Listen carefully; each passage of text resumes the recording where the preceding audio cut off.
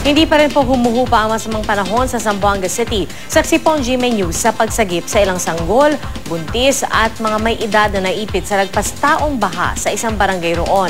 At mula sa lungsod ng Zamboanga, may ulat on the spot si JP Salon.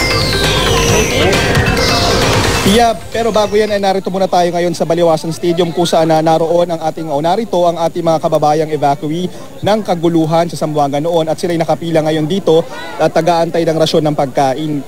Bukod sa kanilang ginagawang mga sacrifices na yan ay ilan pa sa mga pinagdaraanan nila ngayon katulad ng inyong makikita sa ating live video ay ang pagpasok ng tubig sa kanilang mga tent dahil nga mas tumaas pa ang baha ngayong araw dahil sa tuloy-tuloy na pag-uulan nitong nakalipas sa 24 oras sa Zamboanga City. At sa ating pag-ikot sa ilang barangay PIA, lagpas tao na ang baha sa ilang kali sa barangay San Jose Guso sa Zamboanga City. Sunod-sunod ang naging rescue operations ng Army, Air Force, Red Cross at mga barangay officials. Sa ilang kali ay pumasok ang mga rescue boats at nailigtas nila ang ilang sanggol at matatanda.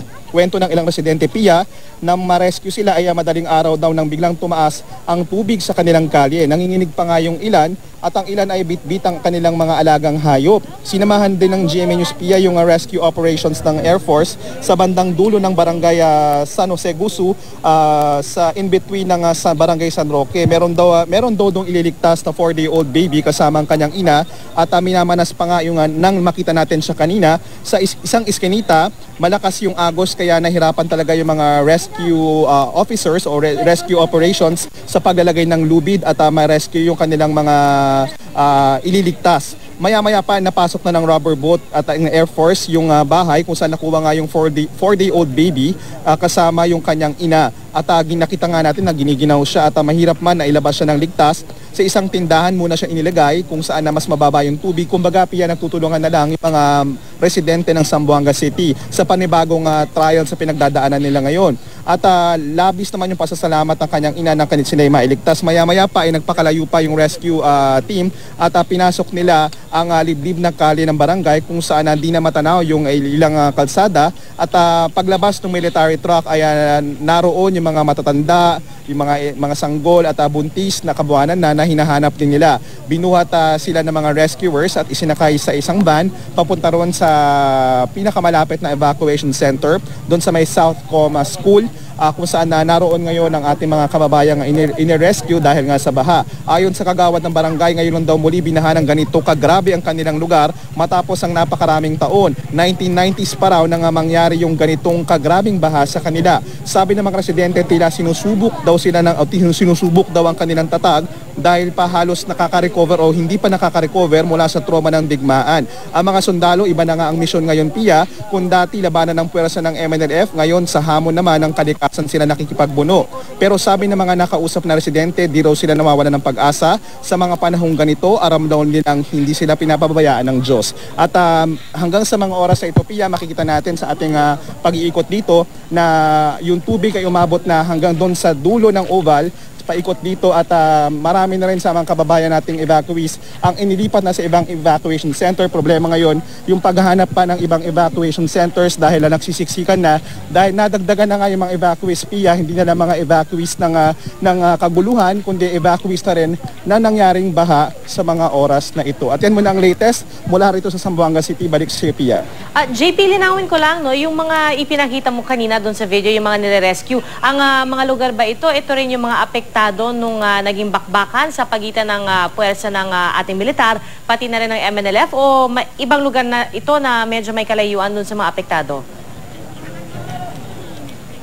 Ibang lugar na ito PIA, pero it's still within Zamboanga City. Yung barangay San Jose Gusu, yan ay hindi naman sobrang layo sa barangay Santa Catalina at barangay Santa Barbara. Pero yung mga apektadong barangay ngayon, 15 barangays na PIA yung apektado ng baha. Meron din daw ilan doon na barangay na sinasabing naging conflict area din, pero hindi pa tayo sure kung gaano kalaki yung tubig doon. Ang sigurado lang na malaki yung tubig ay doon sa barangay, yung sa barangay San Jose Gusu, sa barangay San Roque, at sa ilang area ng barangay Putik.